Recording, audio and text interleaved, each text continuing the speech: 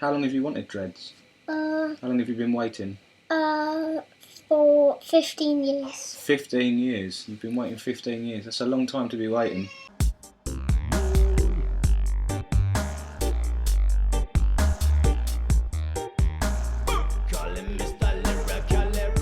Taking sections. What we're going to do is just basically grab it kind of at random, but then we're going to smooth it over around the edges just to make sure that none of the hairs are going to go into any other sections. So we're just going to go gently round the line of the section that we want to take, pinch that bit away, and then if you look around the edge you can see if there's any bits of hair that are going to go into any other sections that might be a problem. So if we find a bit, just whip it out like that, and then you've got a smooth clear way to take your section and start your first dread.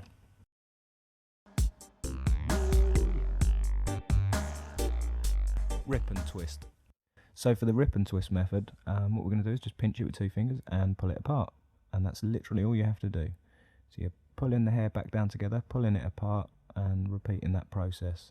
Now what I'm doing is just grabbing 2 separate bunches completely at random and separating it, and what it does, if you look in here, you can see it's sending lots of knots up to the root, which is essentially what a dreadlock is. It's just lots of knots, and we're going to repeat that process over and over again, and it's going to knot it from the top all the way down to the bottom here, and that's going to be your dreadlock.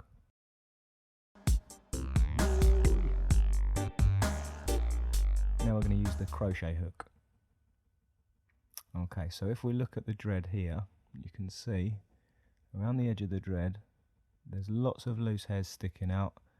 At the moment it's looking quite messy, so we're just going to tidy that up. Also, if you look at the dread itself, it's quite loose in the centre, so the crochet hook will just pull those loose hairs in and tighten up the lock in the centre, like this one here. So what we're going to do is just take the loose hair, pinch it with my thumb and my forefinger. I'll bring the hair round the dread to the other side, so we've clumped all the loose hair together. So when we put the crochet hook through the centre, using the tiny little hook on the end here, it's going to pull the hair through the dread, and we're going to weave it in and out of the dread to bring in the loose hair into the centre, and it will tighten everything up. And just repeat that over and over again.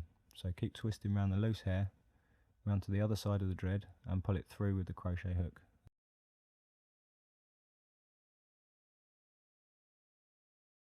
If you want to be thorough, to get all the loose hair, what you can do is rub your fingers up and down the dread, and that will just loosen up the loosest hairs, so you can see which ones need tightening up a lot more, and then just repeat the process again.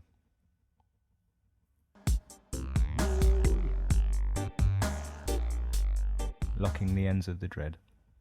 So what we're going to do with the ends here is we're going to rip and twist again, a little bit more, just to ensure that we've got as much of that locked in there as possible.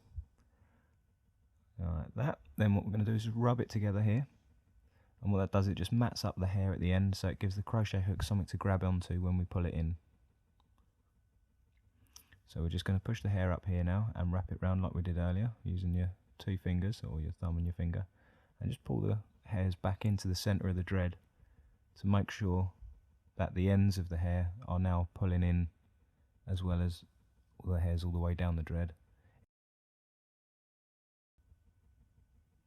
And there's your dread.